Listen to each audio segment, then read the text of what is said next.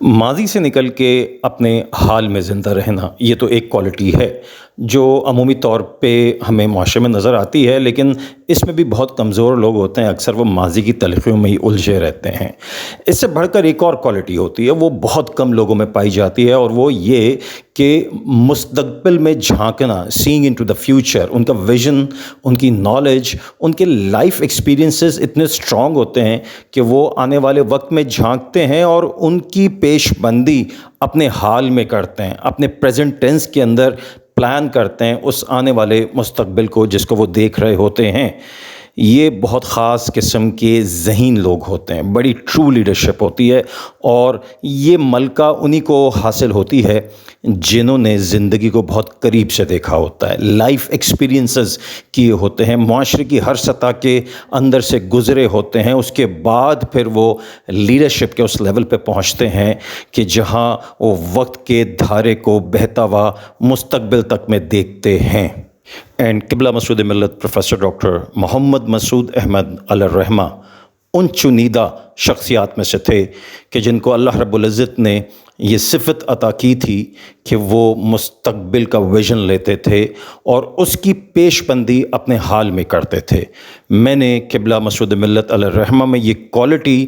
اس درجے کی دیکھی ہے کہ میں بسا اوقات حیران رہ جاتا تھا کہ حضرت قبلہ مسعود ملت کی کیلکولیشن کتنا پریسائز ہوتی ہیں۔ ایک خاص بات اور جو میں عرض کروں، جو کہ ان کو ممتاز کرتی تھی، ڈیفرینشیٹ کرتی تھی اپنے ہم عصر لوگوں سے، تاوقت آج تک بھی میں نے ایسا کوئی شخص نہیں دیکھا۔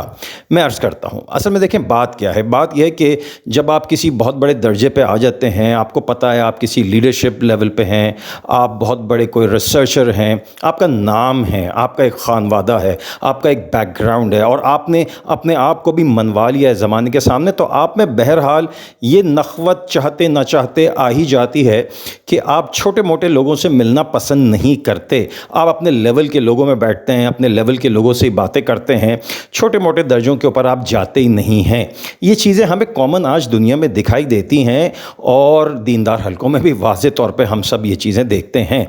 مگر میں نے ایک بہت عجیب چیز حضرت قبلہ مسعود ملت علیہ الرحمہ کی نشست و برخاست میں دیکھی تھی، وہ یہ کہ قبلہ مسعود ملت علیہ الرحمہ نوجوانوں پہ بہت توجہ دیتے تھے۔ میں نے اکثر دیکھا کہ آپ کی نشست و برخاست میں بڑے سے بڑے نامی گرامی لوگ بیٹھے ہوئے ہیں، لیکن اگر کوئی طالب علم مدرسے کا، کالج کا، اسکول کا، یونیورسٹی کا آپ کی خدمت میں حاضر ہوا اور اس نے کوئی آپ کی سامنے سوال رکھا، کوئی بات پوچھی،